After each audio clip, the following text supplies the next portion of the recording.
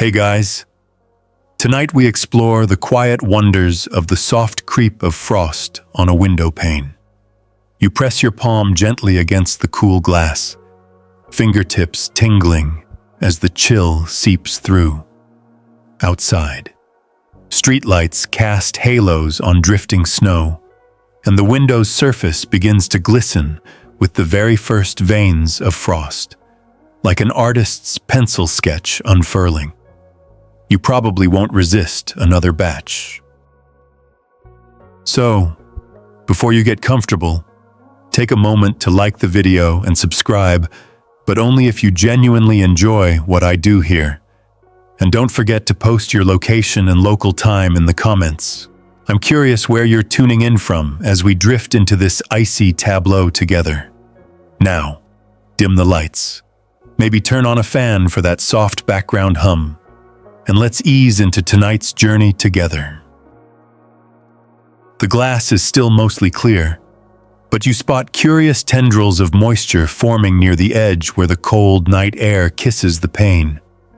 Mainstream science tells us that frost forms when water vapor in humid air reaches the glass surface, cooling below its dew point and directly depositing as ice crystals at around 0 degrees C. Chemists still debate whether surface emissivity or air circulation dominates that critical threshold. You lean closer, mesmerized by the way delicate lacework appears almost instantaneously, each branch tracing a path toward cooler areas of the pane.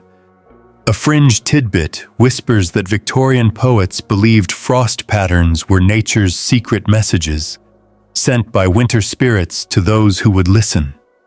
You can't help but imagine tiny frost fairies tapping on the glass, leaving their silvery signatures. You murmur a soft joke, "If only I could decode these icy hieroglyphs." Oh. That playful aside drifts into the hush of your room, blending seamlessly with the gentle hum of nighttime. The first crystals form at microscopic imperfections, dust specks, tiny scratches, nucleation hotspots that coax water molecules out of the air. You trace a branching line with your eyes, noticing how the pattern fans outward in fractal complexity. Mainstream physics explains that as the glass surface temperature dips just a few degrees below freezing, water vapor skips condensation and goes straight to ice in a process called deposition, yet home weather watchers still debate whether indoor humidity or window insulation plays the larger role in how quickly frost appears. You rest your cheek against the glass and feel a soft chill, but your breath fogs a tiny patch you've spared. You watch as that clear area refrains from frost growth, a callback to our caramel crackle in the last script, how a single warm spot interrupts a pattern. It's a tender reminder of the interplay between warmth and cold. You smile, letting your breath swirl away, eager for what the next moments will reveal in this quiet frost ballet. You press your palm gently against the cool glass, fingertips tingling as the chill seeps through. Outside, streetlights cast halos on drifting snow, and the window's surface begins to glisten with the very first veins of frost, like an artist's pencil sketch unfurling. You probably won't resist another batch, so before you get comfortable, take a moment to like the video and subscribe, but only if you genuinely enjoy what I do here. And don't forget to post your location and local time in the comments. I'm curious where you're tuning in from as we drift into this icy tableau together. Now, dim the lights. Maybe turn on a fan for that soft background hum. And let's ease into tonight's journey together. The glass is still mostly clear, but you spot curious tendrils of moisture forming near the edge where the cold night air kisses the pane. Mainstream science tells us that frost forms when water vapor in humid air reaches the glass surface, cooling below its dew point and directly depositing as ice crystals at around 0 degrees. Chemists still debate whether surface emissivity or air circulation dominates that critical threshold. You lean closer, mesmerized by the way delicate lacework appears almost instantaneously, each branch tracing a path toward cooler areas of the pane. A fringe tidbit whispers that Victorian poets believed frost patterns were nature's secret messages, sent by winter spirits to those who would listen. You can't help but imagine tiny frost fairies tapping on the glass, leaving their silvery signatures. You murmur a soft joke. If only I could decode these icy hieroglyphs. That playful aside drifts into the hush of your room, blending seamlessly with the gentle hum of nighttime. The first crystals form at microscopic imperfections, dust specks, tiny scratches, nucleation hotspots that coax water molecules out of the air. You trace a branching line with your eyes, noticing how the pattern fans outward in fractal complexity. Mainstream physics explains that as the glass surface temperature dips just a few degrees below freezing, water vapor skips condensation and goes straight to ice in a process called deposition. Yet home weather watchers still debate whether indoor humidity or window insulation plays the larger role in how quickly frost appears. You rest your cheek against the glass and feel a soft chill, but your breath fogs a tiny patch you've spared. You watch as that clear area refrains from frost growth, a callback to our caramel crackle in the last script, how a single warm spot interrupts a pattern. It's a tender reminder of the interplay between warmth and cold. You smile, letting your breath swirl away, eager for what the next moments will reveal in this quiet frost ballet.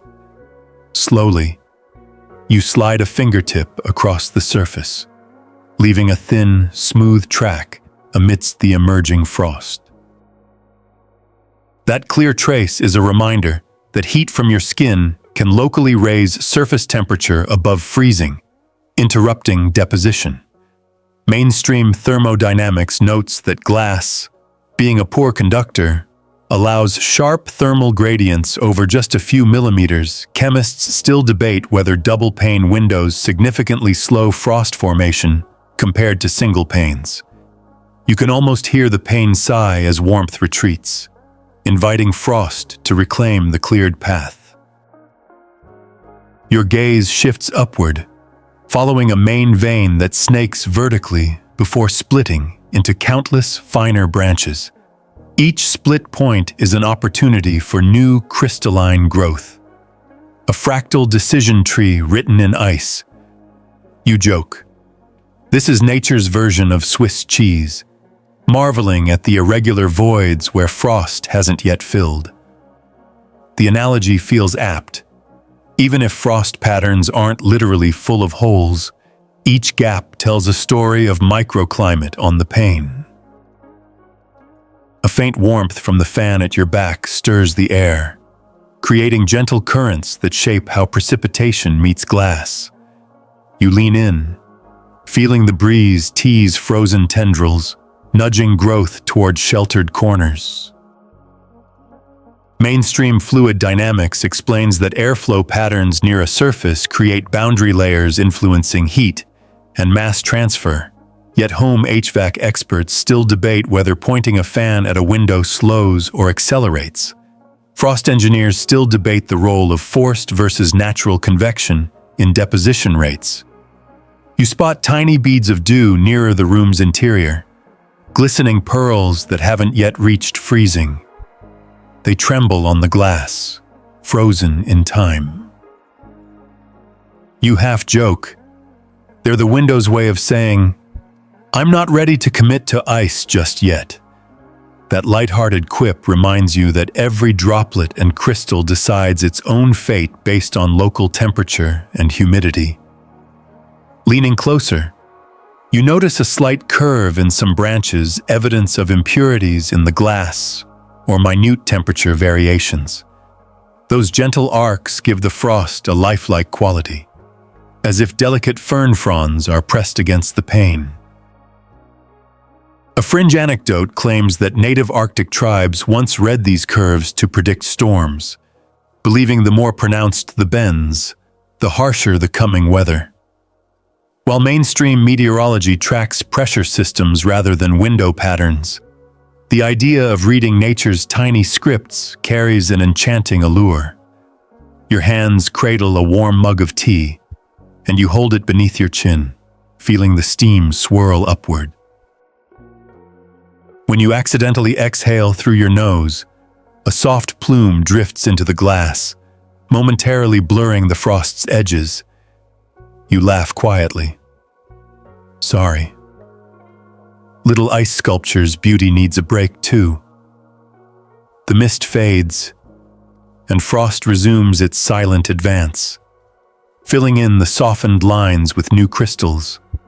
Across the pane, frost fingers lengthen, radiating from the coldest corners of the window frame. You imagine them as silent performers in a slow dance, each one moving at its own pace. Mainstream biology notes that many plant leaves exhibit similar branching patterns in venation. Guided by fluid transport efficiency, yet biologists still debate whether crystal growth follows the exact same optimization rules as vascular networks. Scientists still debate the universality of fractal growth laws. You trace one particularly intricate branch with your fingertip, careful to keep just a whisper of warmth from melting it. That balancing act between observing and influencing feels intimate, like peering into a living painting. You murmur, "Don't worry, I'll try not to smudge your masterpiece."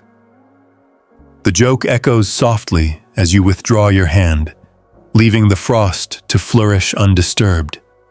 Faintly in the distance, you hear the hum of a passing car, its headlights briefly illuminating the frost from behind.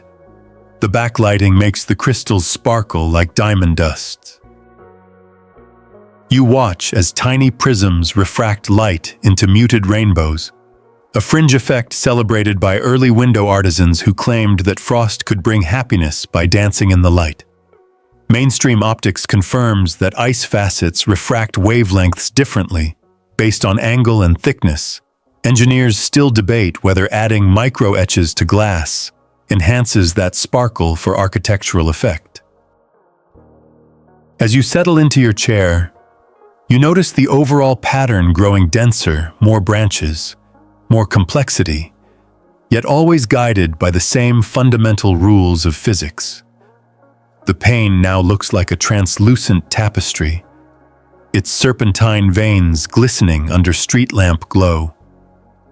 You sip your tea, feeling the warmth travel down, a delicious contrast to the frost's gentle bite. You muse, "If only I could drink window art," appreciating the sensory interplay of warmth and cold. A final playful thought drifts in. Imagine hanging this on your wall Iskog's starry night. The pun hangs between you and the frost, a reminder that humor and science can coexist in perfect harmony. Without any bold transitions or chapter labels, you let the frost patterns and your quiet observations settle into a shared stillness, ready for the next phase of this soft, chilled journey. You hover close as the window pane becomes a stage for water vapor's delicate ballet, each invisible molecule pirouetting through the chilled air before alighting on glass. You watch as humid breaths from your room mingle with the colder air near the pane, creating tiny vortices that guide those water molecules in sinuous curves. Mainstream science explains that water vapor diffuses from regions of higher concentration, your warm breath toward lower concentration near the cold glass, where it cools below its dew point and deposits directly as ice chemists still debate whether diffusion or convective airflow plays the dominant choreography in that microenvironment. A fringe tidbit suggests that monks in Himalayan monasteries once listened to vapors whisper, believing they could hear moisture molecules settle like soft rain on sacred stones. You can almost imagine a hush of ancient chants accompanying each deposition event, though no microphone has ever recorded such whispers. You murmur, "I'll take their word for it, my ears are tuned to silence tonight." As you exhale, warm vapor rolls upward, forming a faint mist that drifts toward the glass. Each plume curls and spreads, its edges feathering out in fractal waves of humid intention. You tilt your head, tracing a tendril as it arcs gracefully before freezing midair on the glass surface. That moment of arrest feels magical, as though time itself pauses to honor the frost's birth. Mainstream physics notes that when humid air contacts a surface several degrees below freezing, supersaturation occurs and deposition begins almost instantly, bypassing liquid condensation entirely. Yet atmospheric scientists still debate whether trace aerosols or pure vapor nucleation dominate the initial freeze. Your fingertip hovers millimeters from the pane, feeling the slight draft that arises as deposited ice changes local airflow patterns. You jiggle your hand and watch tiny eddies shift, redirecting subsequent vapor filaments into new growth zones. You joke softly, "I'm the choreographer of this ice ballet, take two." Everyone. The lighthearted aside underscores how subtle your influence can be. Even as the dance remains primarily nature's performance, you notice clusters of fine mist swirling into pockets, where the glass cools fastest, often at the window's corners or near the frame. Those zones act like drawing rooms for vapor, inviting molecules to settle and begin crystallization. Mainstream thermodynamics explains that corners radiate heat more efficiently. Dropping temperature faster than flat center areas, engineers still debate whether single glazed glass shelters corners more than multi-pane designs. Between inhalations, you track the path of a single vapor filament as it glides across the pane, its trailing edge depositing a delicate filament of ice. That filament then guides more molecules along the same path, reinforcing the pattern in a glorious, self-perpetuating loop. You whisper, "It's like painting in ghost white, one feather at a time." The metaphor captures how incremental deposition yields sweeping designs over minutes rather than seconds. A sudden whisper of air from the fan at your side nudges vapor currents sideways, causing new filaments to intersect older ones at gentle angles. Where they cross, tiny ice bridges form, knitting the patterns into a cohesive network. You half joke, "These are Frost's own secret handshakes." It lightens the scientific marvel with a dash of whimsy. You lean in so close that your eyelashes nearly brush the glass, and you see moisture clinging to those initial frost ridges like dew on spiderwebs at dawn. Each droplet freezes in situ, creating bead-like crystal clusters that glimmer as streetlight spills through.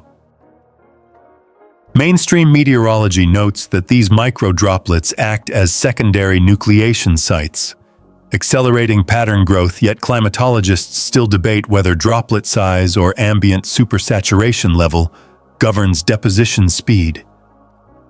You exhale again, and a soft fog appears at the center of your field of view before dissolving into frost. That moment reminds you of our caramel crackle callback, the way a single warm spot can pause an entire process in its tracks. You murmur, "Spotlights on me vapor." Yield and watch the mist retract from your breath's ghost.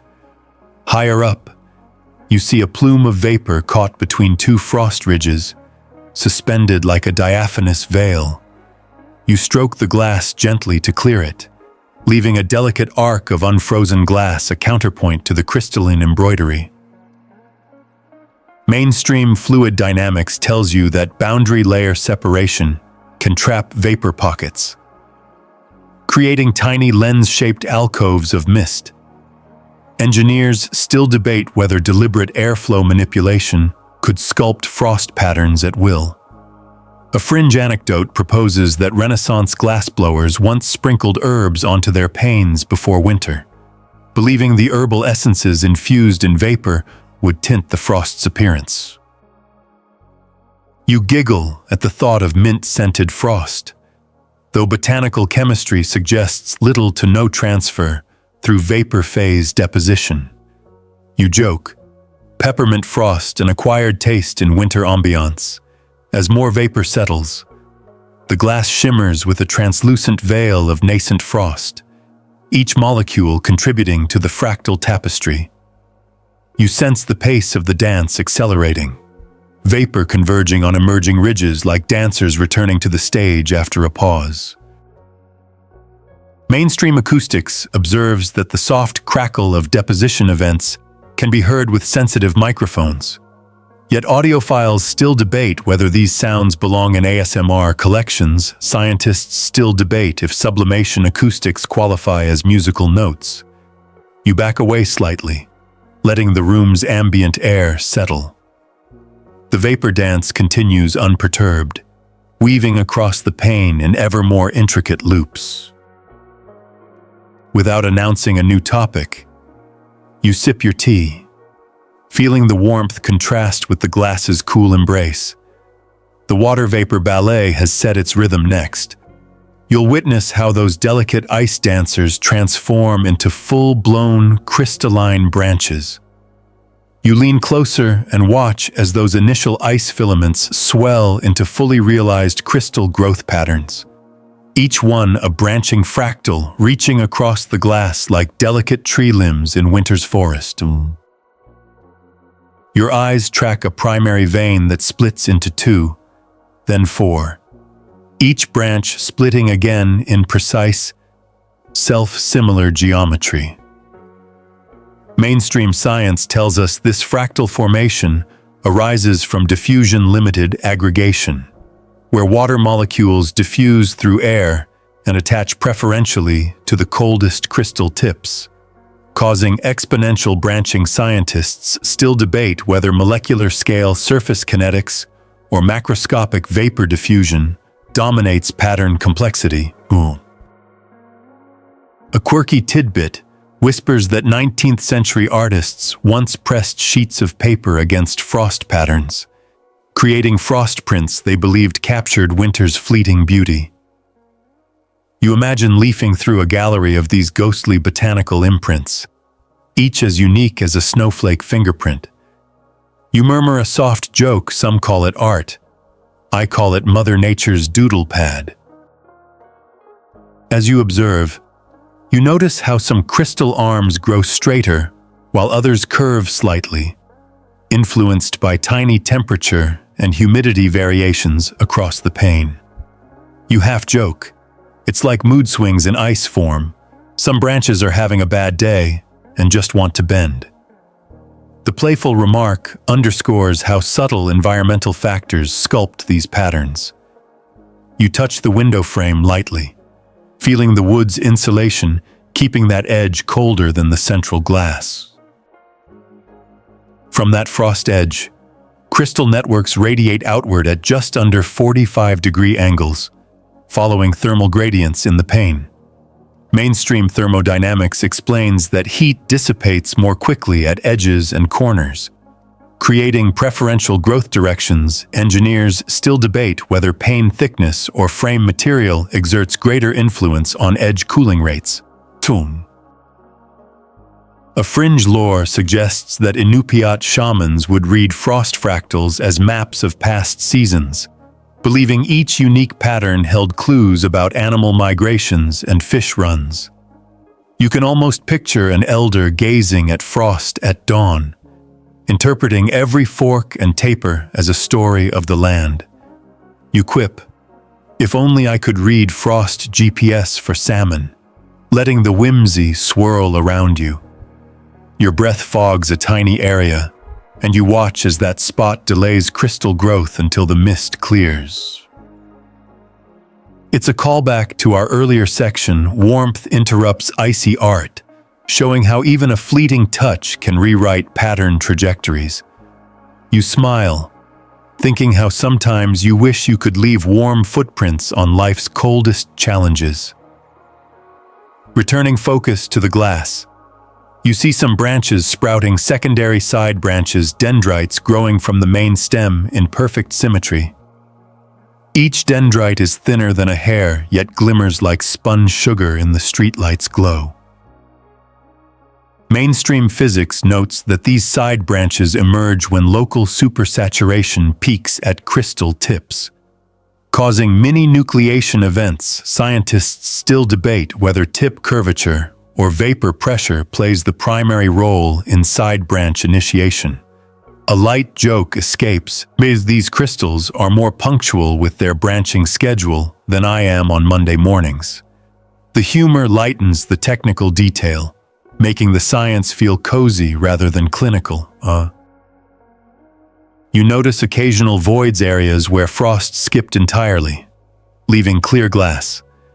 Those gaps result from microthermal pockets where glass remained slightly warmer, perhaps due to a warm draft or hidden insulation anomaly. Mainstream building science explains that uneven pane insulation can create hotspots that delay deposition. Architects still debate whether triple glazing or low E coatings best eliminate these thermal islands. A fringe rumor claims that medieval hermits believed clear patches in frost were windows to other worlds, spiritual gateways left unsealed by frost fairies. You grin at the thought of tiny frost sprites purposefully leaving portals for wandering souls. You whisper, "Peek through, if you dare," treating yourself to a playful shiver in the cool air. As more water molecules join the crystal lattice, some branches thicken, becoming sturdier ribbons of ice, while others remain feathery and delicate. The thicker veins sometimes support their own mini-dendritic growth, creating highly ornate patterns within a single arm. You murmur, "It's like a crystal Russian nesting doll, patterns within patterns." You press a fingertip against a thicker frost branch, feeling its icy ridge beneath a thin vapor cushion. That delicate air gap temporarily insulates the branch, slowing its lateral growth. Mainstream materials science notes that vapor layers can act like thermal barriers. Affecting crystal morphology, researchers still debate whether intentional humidity control could tailor frost aesthetics for artistic displays. A playful aside drifts out. "If I could wallpaper with this, I'd never redecorate again." The joke reminds you how nature's designs often outshine human craftsmanship. You lean back, letting your gaze wander over the entire pane. The pattern density increases toward the coldest corners, creating a gradient from sparse veins in the center to a dense lace at the edges. Mainstream meteorology points out that ambient humidity gradually drops as vapor deposits, slowing central growth while edges remain fed by adjacent air layers. Scientists still debate whether closed indoor environments or open balconies produce more uniform frost. You notice one branch that loops back toward its own stem, forming a tiny ice arch. That arch, a rare feature, arises when a secondary branch meets another at just the right angle, welding into place.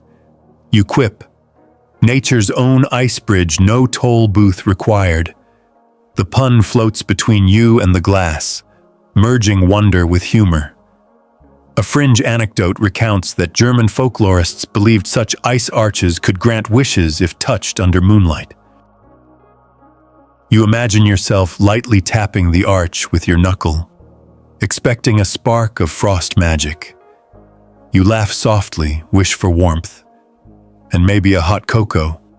As night deepens, you see the frost's reflective surfaces catch distant headlights, casting prismatic glimmers across your room.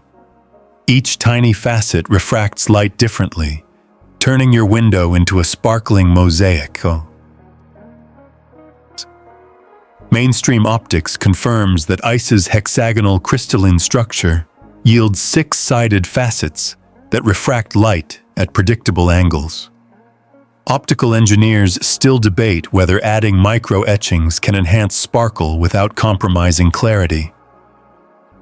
Between sips of tea, you observe the frost's slow advance, filling in gaps with fine filigree tendrils. The growth rate has slowed since initial deposition, but pattern refinement continues for minutes thereafter. Mainstream kinetics tells us that as vapor concentration drops, crystal growth shifts from tip-dominated branching to surface smoothing, and faceting scientists still debate the crossover point between dendritic and faceted growth regimes. You murmur a final light joke. I never thought watching ice grow could be more suspenseful than a thriller movie. The remark lands softly, underscoring how even silent processes can grip your attention. Without fanfare, you let the pane's artistry settle into a tranquil tableau. No headings, no meta-commentary, just you, the frost fractals, and the satisfying hush of winter's crystalline ballet. The next section will explore temperature thresholds, but for now, you savor the moment, letting each intricate branch etch itself into your memory. You feel the glass shiver as a slight temperature drop sends a ripple through the frost network, and you know you've entered the realm of temperature thresholds. The pane's surface cools in uneven increments, each fraction of a degree nudging water vapor into ice. You might not see the numbers, but you sense the change. The edges darken in frost density, while the center remains a shimmering haze. Mainstream science tells us that frost formation hinges on the window's surface dipping below the frost point, often a degree or two below the dew point. Where water vapor deposits as ice instead of liquid, chemists still debate whether radiant heat loss to the night sky or conductive cooling through window frames governs that critical drop. You lean in so close your eyelashes almost touch the glass, and you feel the chill intensify where the pane meets the metal latch. That latch siphons warmth away faster than the glass core, creating microclimates of colder real estate. You trace a finger along a frost vein that thickened moments ago, recalling how in Section 1 we saw crystals sprout from imperfections here. It's the invisible temperature map sculpting where ice can flourish. You murmur, it's like the glass is writing its own weather forecast. A fringe tidbit insists that Nordic farmers once used black velvet drapes over windows to moderate nighttime chill, believing velvet's insulating properties warded off stubborn frost patterns. You imagine velvet-clad windows glinting with frost-free clarity. Though modern materials science suggests the effect might have been more legend than fact. You chuckle softly. If only I had a velvet cloak for my windows, frost be gone. As the night deepens, you notice tiny patches of clear glass appearing near the center. Spots where your earlier breath's warm mist paused deposition. Now, as the surface cools further, those patches shrink. Frost radiates back into every nook. Mainstream thermodynamics explains that surfaces cooled by infrared radiation to the clear sky can drop several degrees below ambient air temperature. Engineers still debate whether low emissivity coatings significantly slow that radiative cooling on cold, clear nights. You draw a slow breath, exhaling a ribbon of warm vapor that momentarily fogs a small arc on the pane. That fog evaporates faster in the slightly warmer patch, delaying frost reformation. You murmur, "Even my breath has eviction power over frost," a playful aside that underscores how mere body heat can rewrite microscopic temperature fields. A sudden breeze from the fan behind you nudges colder outside air closer to one pane corner, creating a cold finger of air that intensifies frost growth along that edge. You watch the frost density spike, branch tips lengthening in that chilly corridors. Mainstream fluid dynamics notes that convective currents near a cold surface drive heat exchange rates, whereas still air zones rely more on conduction. Scientists still debate whether forced airflow around windows accelerates or disrupts frost formation. You press your palm flat against a spot where frost is just beginning to thin, curious how your skin's 32 degrees C warmth floods back through the glass. The contrast between your hand and the icy lattice reminds you of the caramel crackle callback warmth interrupts structure. Whether sugar or ice, you smile at that connection, feeling a gentle thrill that cooking and weather both respond to tiny temperature swings. Higher up, near the top edge of the window, you notice a subtle gradient. Frost is sparser there, where incandescent porch light casts a faint glow. That light source shifts the pane's surface temperature upward by absorbing photons, however minutely.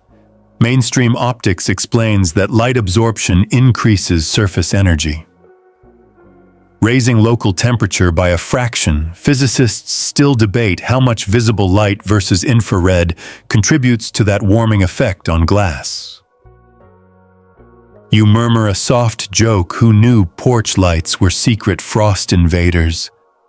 The humor drifts in the quiet night, blending with the hum of the fan and the distant creak of settling boards. A fringe anecdote recalls that alpine climbers hung brass gongs outside hut windows to measure frost point when the gong's pitch changed with ice buildup. They knew a freeze had arrived. You picture a rustic chalet resonating with frost alerts, though acoustic science suggests temperature-induced pitch shifts are subtle at best. You chuckle. Frost alerts via gong, now that's high-altitude weather tech, and as the pane's temperature continues its downward descent, you see crystal tips sharpen and multiply, taking advantage of every sub-zero micro-degree. Those tips act like frost's frontline scouts, probing the cold boundary layer for fresh vapor to recruit. Mainstream materials. Science notes that tip radius influences local supersaturation, boosting deposition rates at sharper points. Researchers still debate whether surface roughness or ambient humidity dominates tip growth kinetics. You sip your tea, feeling the warmth travel through your core as the glass chills further. The contrast between your mug's heat and the pane's bite feels almost meditative. Each sip a shield against the temperature threshold you're observing. You murmur, "Tea versus frost, the ultimate cozy showdown." A faint crackle echoes as a tiny ice menace detaches and falls to the sill, the result of a brief surface temperature rebound when a car passed by with headlights blasting heat through the glass. You watched earlier. Porch lights' glow protect a small patch. Now headlights do the same on a grander scale. Mainstream automotive engineering studies confirm vehicle headlamps emit infrared that can warm nearby surfaces. Engineers still debate whether that heat affects residential window frost in measurable ways. You lean back, letting the pane's temperature-driven drama settle into a quiet tableau. No bold announcements, no chapter labels, just you, the frost threshold dance, and the subtle science of how a few degrees can transform moisture into art. The next section will explore the intricate fern motifs that grow from these thermal seeds. But for now, You linger in the liminal zone where warmth and cold contend on your windowpane. You lean in as the frost network deepens, and you witness the true marvel intricate fern motifs unfurling across the glass, each one a delicate tapestry of icy fronds and sub-fronds. Your gaze follows a central stem of ice, from which symmetrical side branches radiate like botanical lace. Mainstream science explains that these fern-like patterns arise from moisture gradients along the cold surface, water vapor deposits preferentially at slightly warmer crystal tips, then diffuses laterally. Creating secondary branching in fractal arrays, scientists still debate whether vapor pressure gradients or surface temperature microvariations play the larger role in directing that dendritic growth. A fringe tidbit whispers that Scandinavian folklore held these fern motifs to be enchanted scripts written by frost elves, each pattern a secret rune conveying winter's blessings. You smile at the idea of tiny elves scrawling messages in ice, and you half joke, if only they taught elf-speak in school, I'd be fluent by now. That playful aside drifts softly into the night, a reminder that magic and science often dance hand in hand. As you watch, the motifs expand outward in radiating arcs, each new frond slightly offset, avoiding overlap with its neighbors like polite dancers maintaining personal space. You trace a path along one branch, noting how its side twigs taper into finer filaments, each no thicker than a spider's whisker. Mainstream physics notes that tip splitting in dendritic crystals occurs when supersaturation peaks at leading edges, causing a single tip to bifurcate into two. Chemists still debate whether solute diffusion or heat release at the interface controls the exact timing of those splits. You reach for your tea and sigh contentedly, the warmth contrasting with the cold artistry before you. A light joke slips out, I've seen less detail in stained glass windows. The humor lingers, softening the technical marvel into a cozy reflection. The fern patterns respond to subtle airflow currents near the top of the window where the fan's breeze grazes. Branches lean gently downward, forming graceful arches rather than rigid spines. You tilt your head, tracking how each motif adjusts its growth direction based on minuscule pressure differences. Mainstream fluid dynamics explains that boundary layer flow past a cold surface alters local deposition rates and directionality. Engineers still debate whether laminar or turbulent microflows more profoundly shape crystal morphology in real-world conditions. You lean close enough to feel a whisper of cold air refrigerate your cheek. The fern patterns glisten under street lamp glow, each filament reflecting light like a string of miniature prisms. Mainstream optics confirms that ice's hexagonal lattice facets refract light at specific angles, causing the sparkle you see. Physicists still debate whether microfacet orientation distributions can be modeled to predict overall window brightness. Between sips, you notice that some fern leaves bear tiny depressions or indentations, areas where impurity particles on the glass inhibited growth, leaving negative spaces in the pattern.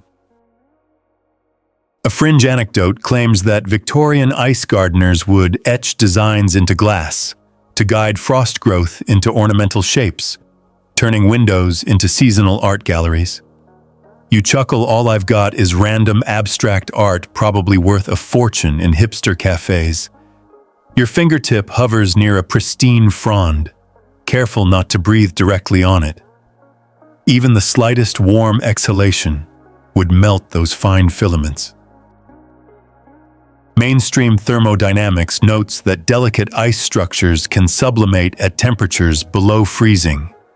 Vaporizing directly into air, scientists still debate whether sublimation rates or fresh deposition rates dominate net growth in closed indoor environments. As you continue to admire, You spot a motif resembling a palm leaf, broad at the base with slender rays fanning out. You half joke, if Monet painted with frost, this would be his masterpiece. The quip weaves art history into your scientific observation, making the moment feel both cultured and whimsical. You lean further back, viewing the pane as a whole. Countless fern motifs interlock, forming a cohesive mosaic that covers most of the glass. Yet each retains its individuality. It's like a fractal forest frozen in time. Mainstream mathematics recognizes these patterns as natural examples of fractal geometry. Self-similar shapes repeating at multiple scales, and computer scientists still debate which algorithmic models best replicate the randomness and regularity seen in real frost.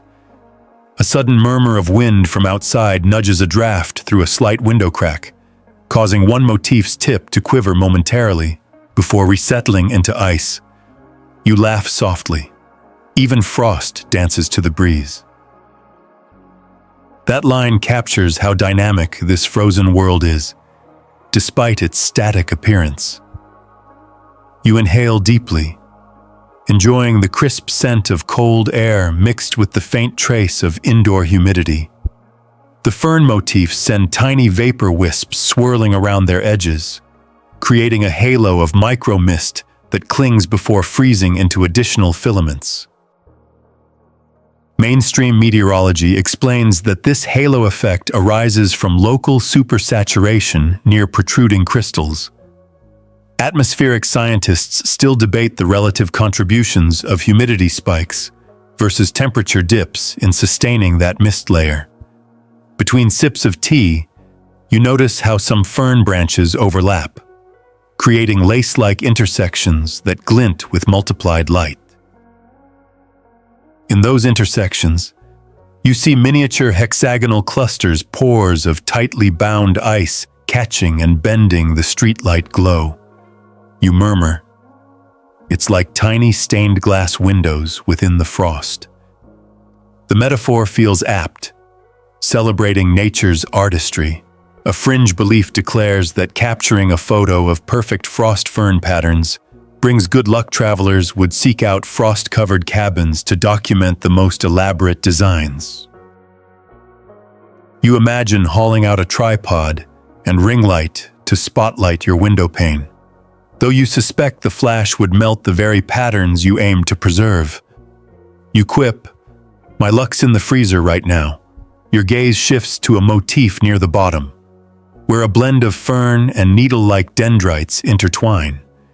That hybrid structure hints at a transition zone where moisture gradients are less steep, so growth shifts from fern-like to columnar forms. Mainstream crystal growth theory notes that morphologies shift based on local supersaturation, and temperature researchers still debate the precise phase boundaries between dendritic, faceted, and columnar growth regimes in frost formation. You lean in one last time, tracing a primary stem from base to tip. The line is perfect, straight, unbroken, a backbone from which all complexity arises. You whisper, "Even chaos has structure." The remark captures the tension between randomness and order in this icy realm. Without fanfare, you settle back, letting the fern motifs and their shimmering beauty hold the moment. No headings, no meta-commentary, just you, the glass, and the fractal forest of frost. The next phase awaits, where surface imperfections take the starring role. But for now, you bask in the quiet wonder of these delicate ice ferns. You meet the frost network's most secret agents' surface imperfections, those tiny scratches, dust specks, oil smudges, and microscopic chips that coax water vapor into ice on your windowpane. You lean in close, spotting a minuscule nick in the glass where crystal branches converge like a frozen traffic circle. Mainstream science tells us that nucleation sites lower the energetic barrier for phase change, letting water molecules latch onto irregularities and begin forming ice at higher temperatures than on a pristine surface. Chemists still debate whether surface chemistry or roughness has the larger impact on nucleation efficiency. A fringe tidbit murmurs that medieval alchemists deliberately etched symbols into their lab flasks so frost would trace arcane diagrams overnight, believing those patterns held hidden transmutation recipes. You can almost picture hooded figures reading icy sigils under candlelight. You chuckle. If only frost could teach me gold making. You trace a tiny line of frost growing from a speck of dust that looks like a pinprick. That speck, invisible until now, has summoned a tiny dendrite cluster, each branch unfurling in symmetrical elegance. You half joke. Dust bunnies finally earned their stripes. The humor drifts into the night's hush. Earlier, you watched broad fern motifs unfurl, but here the patterns are finer, more intricate spidery offshoots sprouting from every scratch. Mainstream materials. Science explains that high-energy surface defects offer preferential adsorption sites, concentrating local supersaturation and driving anisotropic growth. Engineers still debate whether defect density or defect type governs the overall pattern complexity. You remember how in Section 1 a single warm breath spot paused growth. Now imagine that spot replaced by tiny grease smears. Your fingertip left a translucent patch earlier. Recall how that patch lacked frost because oil contaminants raised the local hydrophobicity. You murmur, "Next time, I'll leave a fingerprint gallery." A light breeze stirs from an open crack, but you notice how frost avoids a tiny smear of cooking grease near the sill. That smear is a hydrophobic zone repelling water molecules until surrounding frost edges encroach. Fringe gardeners claimed that rubbing fats on greenhouse glass before frost could protect delicate seedlings, a curious lore without modern verification. You grin grease-tactic nature's DIY frost shield, the glass's microscopic scratches etched long ago by cleaning tools or decorative engraving form a network of channels guiding freezing moisture like tiny ice roads. You trace one scratch that's narrower than a hair but thrumming with branching activity. Mainstream physics notes that capillary forces in narrow grooves concentrate liquid water before freezing. Enhancing local ice adhesion. Scientists still debate the relative roles of capillarity versus chemical heterogeneity in defect-driven frost. You spot a cluster of tiny bubbles trapped within the glass from its manufacturing process. Those bubbles appear as ghostly orbs under the frost, each surrounded by a halo of ice. Mainstream geology-style studies show that entrapped gas pockets act like miniature nucleation chambers, kicking off crystal growth radially outward. Researchers still debate whether bubble size or gas composition more strongly influences frost morphology. You murmur a soft joke. These bubbles are the VIP lounges of frost. The pun feels cozy, making science feel like friendly banter. Looking back, you remember the intricate fern motifs that spanned flat areas. Here, at imperfections, growth is more three-dimensional. Ice builds thicker, forming ridges that cast tiny shadows under the streetlights. Mainstream optics explains that thicker ice layers refract and reflect light differently, creating depth cues in the frost's appearance. Physicists still debate how subsurface scattering versus surface reflection shapes perceived brightness in frosted glass. A fringe Arctic myth tells of Inuit ice carvers who purposely introduced soot spots on windows to sculpt frost into pictograms. When morning light hit those soot-etched zones, the frost revealed hidden messages praising the polar spirits. You grin at the artistry, smoke, and ice nature's graphic designer.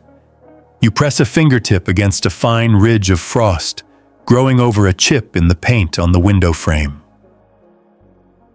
That chip has become a microclimate, shedding heat faster than the glass itself, spawning icy outposts that merge with the pane's main network. Mainstream thermal imaging shows that material transitions, glass to wood or metal, create steep thermal gradients. Promoting frost along those junctions, engineers still debate whether composite frames outlast single material ones in frost resistance. Between sips of tea, you notice how imperfections expedite growth but also introduce irregularities. Some branches appear stunted where debris blocks advancement, creating negative spaces in the frost tapestry. You murmur. Even frost respects traffic rules. You tilt your head, noticing that the frost's overall symmetry is broken where a paint fleck protrudes. That fleck, invisible in daylight, stands out now as a tiny pillar around which crystals spiral like a miniature castle turret. Mainstream crystallography confirms that nucleation around protrusions yields radial symmetry, but subsequent anisotropic conditions skew that perfect circle into fantastical shapes. Scientists still debate the interplay between uniform nucleation and directional growth forces. A playful aside drifts out. Next winter, I plan to catalog every paint chip on my windows. You smile at the thought, appreciating how each flaw tells its own story in ice. You back away slightly, letting your eyes roam over the pane's entire surface. Imperfections have seeded complex subnetworks that complement the broader frost forest, adding texture and depth. No headings, no meta-commentary, just you, the pane, and the delicate science of how tiny flaws spark great beauty. The next section will inhale mist halos at dawn, but for now, you savor these nucleation hotspots' secret artistry. You wake before dawn, drawn by a soft glow as a phantom mist veil cloaks the frost, each crystalline branch draped in a gossamer shroud of fog. You lean closer, and wisps of micro-droplets hover just above the ice, blurring edges into ethereal halos. Mainstream science explains that when surface temperatures hover around freezing, water vapor can deposit as tiny liquid droplets before refreezing, creating a thin mist layer known as riming. Yet meteorologists still debate whether ambient supersaturation or rapid temperature fluctuations chiefly drive mist formation. A fringe anecdote murmurs that rural storytellers believed these mist halos were the breath of winter spirits, exhaling blessings over frozen windows at first light. You imagine unseen guardians wandering past your pane, their soft exhalations weaving protective veils of silent prayer. You murmur, "Thanks for the cover. Spirit Squad, your service is appreciated." The mist hangs motionless at first, like a diaphanous curtain, then slowly drifts upward as dawn's first heat caresses the glass. You watch droplets condense onto the frost ridges, momentarily enlarging branch tips into crystalline beads before they freeze solid. Mainstream physics notes that riming occurs when supercooled droplets freeze upon impact with ice surfaces. Adding mass and rounding edges, chemists still debate whether droplet size distribution or impact velocity more strongly influences bead formation. You exhale quietly, creating a tiny cloud that merges with the phantom mist. If only for an instant, that breath sends ripples through the fog, reminding you of how your presence shapes this living tableau. A light joke escapes. "Sorry. I promised that was my last cameo before curtain call. The humor softens the science, letting you remain part of the scene without stealing its spotlight. Watching closely, you see droplets coalesce into larger clusters along thicker frost veins, tinting them with an opalescent sheen. You tilt your head to admire the way backlighting from your lamp refracts through each droplet, scattering soft rainbows across the icy canvas. Mainstream optics confirms that tiny spheres act as miniature lenses. Bending light into spectra, engineers still debate whether engineered microstructures could replicate this effect for decorative glass. A fringe hobbyist tale suggests that early photographers would paint windows with glycerin to enhance mist veils for atmospheric portraits, a trick to dramatize winter scenes. You chuckle. Glycerin, nature's Instagram filter of the 19th century. While glycerin increases droplet longevity, mainstream photography experts note it also distorts optical clarity. Photographers still debate whether the aesthetic gain outweighs the technical sacrifice. As first light seeps through fabric curtains, the mist shimmers, then begins to evaporate from the warmest patches. You feel the kitchen's gentle heat tease the underside of the glass, sending currents of air that lift the mist veil like a slow-release curtain.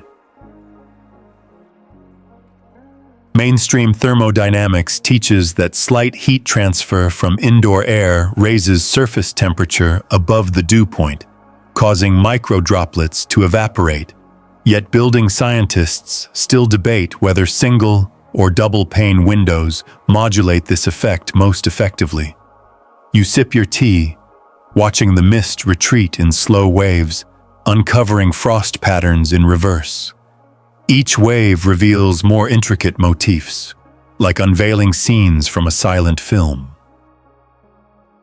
You muse, it's nature's own reveal, no box office required. The joke blends cinematic imagery with cozy observation. Between waves, you catch glimpses of trapped vapor pockets nestled in deeper frost hollows, lingering longer than surface droplets. Those micropockets form where frost density is greatest, insulating air pockets in tiny caves. Mainstream materials. Science notes that these trapped pockets reduce conductive heat loss locally. Prolonging mist presence, scientists still debate whether air pocket size or distribution plays the larger role in mist longevity. A playful fringe belief declares that if you catch a mist droplet on your fingertip and taste it, you'll dream of snowflakes dancing on your tongue. You lightly touch a droplet, careful, still cold. Let it sit there, then swallow. The fleeting sweetness of pure water feels like a whisper of winter's essence. You whisper, dream on, frost fans, feeling both childlike and contemplative. As the veil thins, you observe how the remaining droplets trace delicate lines along branch intersections, emphasizing natural junctions in the frost network. It's as if the frost itself is wearing strands of pearl, each drop accentuating the meeting of two crystalline roads. Mainstream crystallography explains that junctions provide energetically favorable sites for droplet adhesion. Chemists still debate whether chemical heterogeneity or mechanical trapping governs droplet positioning. You lean so close your eyelash nearly brushes the mist. A droplet detaches and rolls down the glass in a silent slide, leaving a clear line in its wake. You smile. That's frost's own calligraphy, nature's cursive. The humor flits away, letting the moment remain sacred. Soon, only wisps remain, filaments of fog gently clinging to the heaviest ridges. You watch them vanish in a final breath, as if frost itself inhaled its own mist. Mainstream meteorology acknowledges that rhyming is a transient phenomenon, often replaced by sublimation or evaporation. Within minutes, atmospheric scientists still debate how indoor air exchange rates influence that transition. You set your mug down, hands wrapped around its warmth, and inhale the crisp air. The frost stands bare once more, its motifs gleaming crystalline and unadorned. You muse, the veil lifted, but the art remains. No grand labels, no next promises, just the quiet aftermath of mist's fleeting grace. The next act awaits, where you'll explore whimsical frost myths. But for now, you let the windowpane breathe in the first light of morning. You lean in as the frost patterns shimmer in the pale morning light, ready to explore the world of fringe frost myths, those whimsical tales that say each crystalline motif carries a secret message from the unseen realm. Mainstream science tells us that ice crystals adopt a hexagonal lattice structure because water molecules bond at 120 degrees angles, giving frost its characteristic six-sided symmetry. Yet folklorists still debate whether cultural storytelling or actual frost geometry inspired ancient legends. One legend claims that the frost fairies of Old England would visit windows at night, carving tiny initials or meaningful symbols into the ice as love notes for those who believed. You imagine a troupe of miniature winged artisans, dusting iridescent pixie dust on your pane and whispering, "You're on our nice list this year." You murmur a soft joke. If only they delivered snowflake-shaped chocolates with those messages. The idea feels as enchanting as it sounds. Another myth speaks of the ancestor glyphs, shards of frost said to mirror the handwriting of departed loved ones. Some say if you stare long enough, you'll decipher a grandmother's looping L or a sibling's jagged J etched beside a fern frond. Mainstream psychology notes that humans are prone to pareidolia, seeing familiar shapes in randomness. But parapsychologists still debate whether these frost formations might tap into subconscious grief expression rather than pure coincidence. You tease yourself, "I'll take a frosty autograph any day, even if it's just my own imagination." Then there's the witch's mirror tale from Eastern Europe. Frost patterns that form in concentric rings are said to be portals through which wise women peered into otherworldly realms. You picture a moonlit cottage, a cauldron's steam mingling with frost halos as a hag gazes through her window into spirit lands. Mainstream optics confirms that circular frost rings can arise from radial thermal gradients around condensation points. Yet cultural historians still debate whether such natural phenomena genuinely inspired countless witchcraft stories.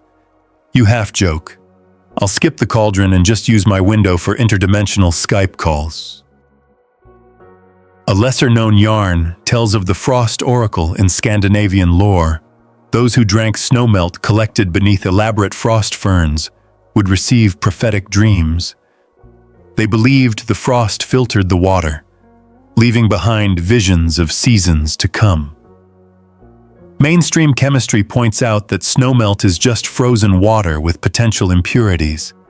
Yet, dream researchers still debate if the ritual's suggestive power created self-fulfilling visions rather than chemical enhancements.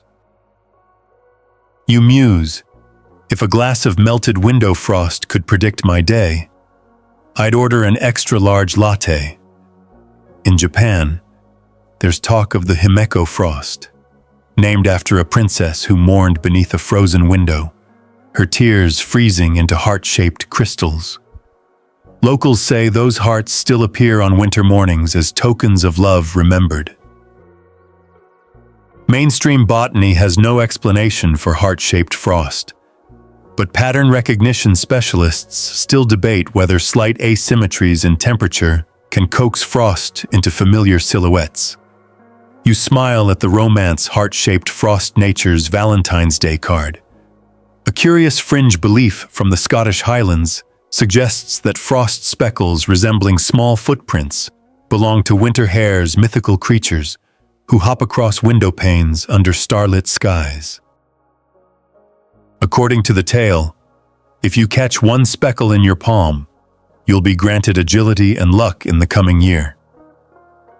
Mainstream zoology laughs at the idea, yet cryptozoologists still debate whether undiscovered nocturnal rodents might leave real traces on frosted surfaces. You chuckle.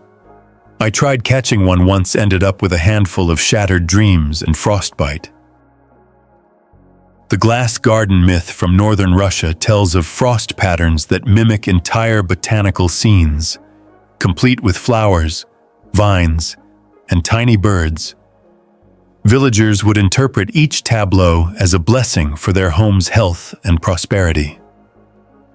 Mainstream meteorology explains that vapor flow and temperature gradients sculpt these large-scale motifs, but anthropologists still debate how much these patterns shaped community rituals versus simply reflecting them.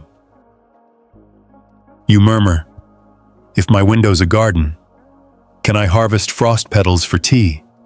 An odd tale from the American frontier calls frost devil's lace. Pioneers believed that if frost grew too thick or chaotic, it was a warning of moral decay or impending storms. They would hang protective herbs and charms to calm the lacework and avert disaster. Mainstream climatology notes that heavy frost often precedes clear, cold nights and can hint at temperature inversions. But folklorists still debate whether storm myths or actual weather awareness first linked frost to omens. You half joke, "Better hang some rosemary, my window's looking a little too gothic." A final legend you recall is the migrating moon frost from Arctic communities, which says that frost patterns shift subtly with the lunar cycle. New moons bring spidery radial bursts, while full moons encourage broader fern-like fronds. Mainstream astronomy acknowledges that the moon's reflected light has negligible thermal impact, yet cultural astronomers still debate whether human perception of frost rhythms was shaped by moon-watching rituals rather than actual lunar influence. You grin. "I checked last night, my window just wanted to catch some Z's." As you sip your tea, you let these stories mingle with the reality of frost's physics. No matter how fanciful the myth, each legend reflects a human desire to find meaning in nature's quiet artistry. You murmur, "Even if frost never truly writes love letters or forecasts snow, I'll keep reading it anyway." The room feels cozier, lit by both street lamps and the warm glow of shared tales. You settle back into your chair, letting the frost myths settle in your imagination, alongside the crystalline art on the pane. No headings, no promises of what comes next, just the gentle hush of early morning and the lingering sense that magic and science share this frosted window as their meeting place. You lean closer as the frost patterns thicken, aware that the pace of their growth is under constant contention. Rapid deposition racing to capture moisture from the air, or slower sublimation sculpting the edges after initial freeze.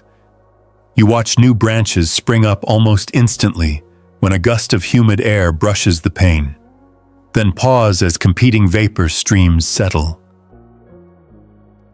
Mainstream science explains that deposition rate depends on the difference between vapor pressure and saturation. Vapor pressure at the surface, higher supersaturation, drives faster ice growth, yet atmospheric physicists still debate whether localized humidity spikes or persistent temperature gradients dominate that rate. You catch a sudden ripple of branches forming in seconds, each new filament reaching toward a colder patch. You murmur a soft joke. It's like Frost's version of rush hour traffic, everyone trying to merge at once. The humor drifts through the quiet, underscoring how frosty threads jockey for space.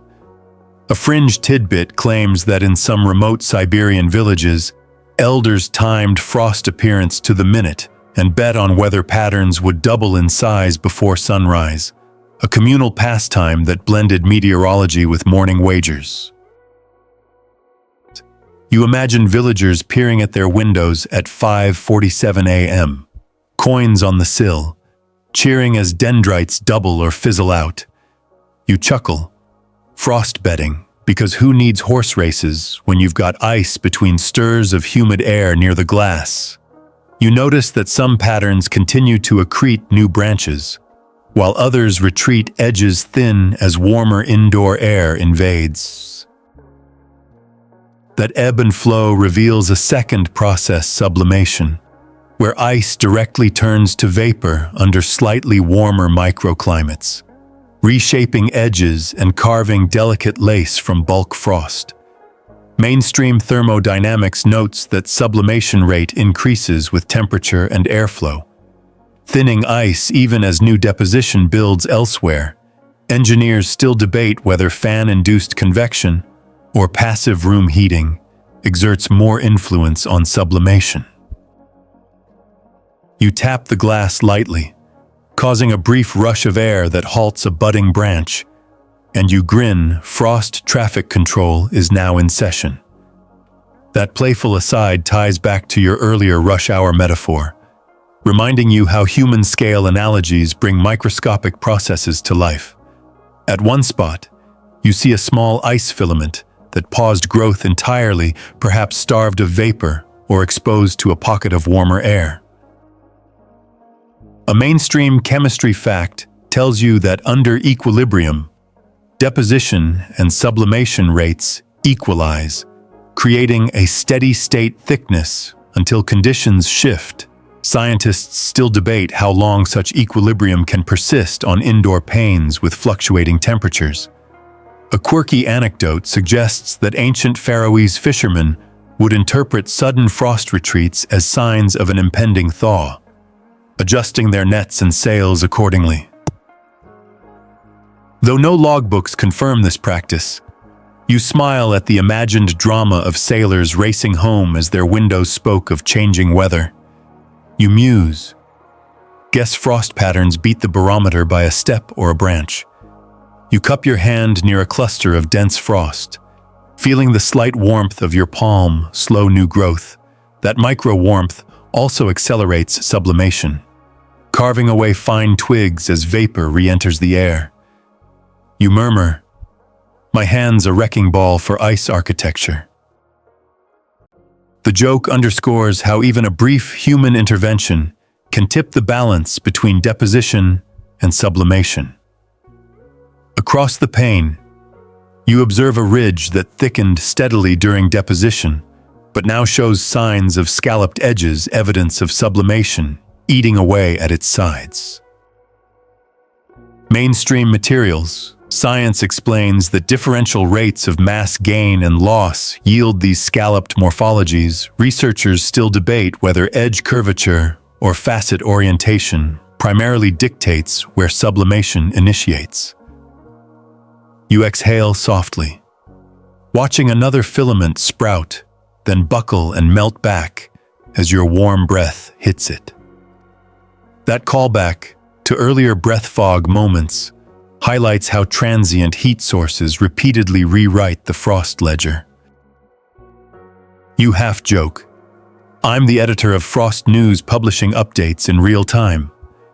In one corner, a thick interwoven mesh of dendrites shows minimal sublimation, protected by microshading from thicker branches above.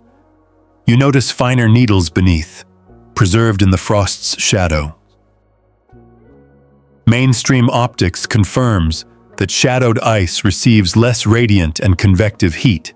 Slowing sublimation, scientists still debate whether natural shading or controlled light blocking offers better preservation for frost art installations. A fringe belief whispers that monks on Himalayan peaks used small screens to shade frost overnight, hoping to preserve intricate patterns for sacred rituals at dawn. While no monastery records describe such screens, you love the image of robed figures guarding frost art as holy relics. You smile. Frost Guardians Monastery Edition. You settle back and watch the overall pattern stabilize, deposition thinning at the edges, while sublimation refines details. This dynamic equilibrium feels like a breath: inhale new crystals, exhale old ones. You sip your tea, letting warmth and cold converse quietly. No bold transitions, no meta-chatter, just the soft hiss of faint sublimation echoes and the gentle deposition spurts that keep the frost alive. Soon, you'll drift into the final wind-down phase, where pace slows fully and sights fade into memory. But for now, you linger in this dance of rates, content that every flake has its moment to shine before yielding to the quiet art of ice. You press your palm gently against the cool glass one final time, feeling the frost's slow pulse as if it were a living lullaby. The crystalline tapestry glistens under the street lamp's soft glow, each branch morphing ever so slightly as ambient air and temperature settle into stillness. You breathe in, letting the window's chill dance along your skin, and exhale, feeling the contrast of your warm breath fade into calms. Mainstream science notes that as the environment reaches thermal equilibrium, net deposition and sublimation rates equalize, and frost structures enter a state of minimal change. Chemists still debate whether minute temperature oscillations or humidity drifts dominate these near-steady conditions. Your gaze travels across the pane, from dense fern motifs at the edges to the delicate filigree near the center, each pattern now a frozen echo of the night's subtle fluctuations. You murmur, "It's like reading a whispered poem in ice." That playful aside drifts into the hush, inviting you to slow your thoughts in tandem with the frost's gentle hum. A fringe tale insists that window panes that reach this state of quiet stillness guard houses against nightmares, as if the frost itself hums a protective tune. You smile at the notion of your window serenading you to sleep. You trace a single crystal arm with your fingertip, careful not to melt it, feeling the ridge's cold precision under a film of vapor. That ridge refracts light into tiny starbursts, each one a pinpoint of brilliance. Mainstream optics explains that ice's hexagonal facets act like microscopic prisms, splitting light across narrow angles. Physicists still debate whether surface roughness or facet purity more strongly influences sparkle intensity. You half joke, "If this is winter's disco ball, I'm ready to boogie in slippers." The humor lightens the scene, keeping you grounded in this serene moment. A soft eddy of air from the fan rustles the pane's surface, and for a heartbeat, the frost shivers, then settles back into its frozen composition, as if recalling its final bow on a silent stage. You murmur, "Encore." Frost no curtain call needed. That whisper acknowledges the pattern's transient perfection without pulling you out of the narrative. Behind your eyes, you recall the branching drama of earlier sections, the water vapor dance, the maillard of ice, the mythic whispers now distilled into this luminous tableau. You lean your forehead against the glass, letting the coolness cradle your brow. Outside, distant traffic hums low, each passing car's headlights flickering through the frosty lattice like fireflies across a silver screen. You laugh softly. My personal midnight premiere frost edition. The pun feels apt, reminding you how everyday moments gain cinematic grandeur when you slow down to observe. Between sips of tea, you notice a few crystals glinting more brightly, their thicker bases now cold enough to begin faint sublimation patterns again. Tiny points of retreat that barely whisper on the glass. Mainstream meteorology notes that slight indoor warming from morning light triggers initial sublimation along the warmest veins. Yet climatologists still debate how room air exchange rates influence that delicate fade. You murmur, every masterpiece needs a gentle fade out. Your eyes drift to the top corner, where one slender dendrite stretches like an outstretched finger to the sky. It stands alone, the last note in this frozen symphony. You half joke, rock on, soloist of ice. That light remark underscores how even a single crystal can hold its own in this chorus of frost. A fringe belief from the Andes says that these lone crystal sentinels are guardians, protecting the threshold between waking and dreaming. Motes. You imagine the dendrite's watchful tip warding off restless thoughts. You whisper, carry on. Frost guardian. The idea settles like a soft benediction. You slide the mug from your lap and look down at its empty base. Tea's warmth replaced your earlier heat's interruptions. You've soaked in the frost's quiet performance, and now you feel ready for the next act, rest.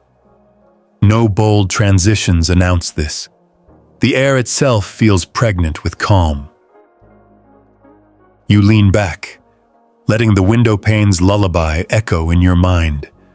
The frost's silver veins and crystal notes have woven a spell of tranquility, each branch a tiny breath in winter's exhale. You murmur, thank you. Frost, your gentle song lingers. In the stillness after Frost's silent performance, you feel your heartbeat slow, matching the window's gentle rhythm. The glass beneath your palm feels like a cool promise, a cradle rocking you toward rest. No demands linger, only the soft afterglow of crystalline art etched by the night.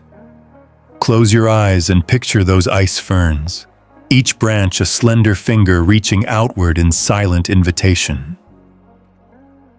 Let your thoughts drift along their lines, tracing every filament until your mind finds its own quiet path. Feel your breath deepen, a soft tide flowing in and out, each exhale releasing tension into the frost-kissed air. Imagine the frost's silver lace expanding into your dreams, weaving comfort across the edges of your consciousness. Each crystal becomes a note in a hushed lullaby, fading into distant memory as sleep's gentle tide carries you away. The world beyond your window feels kinder now, wrapped in the hush of early morning light. Allow the slight warmth of your blanket to soothe the chill from your fingertips. Feel the contrast, cool glass. Warm comfort meld into a single sensation of ease. There is nowhere you must go, nothing you must do. The frost has done its work, offering a momentary masterpiece that dissolves only when you no longer need its guidance. As you drift, hold on to the laughter of your playful jokes, the disco ball, the frost guardian, the hush of encore. Let them sparkle at the edges of your dreams, reminders that even the quietest phenomena carry joy. Now, surrender to the calm. Let Frost's lullaby fade into silence, its crystals dissolving in memory as warmth unfolds within. May your sleep be as gentle as these frozen patterns, and may morning greet you with new wonder.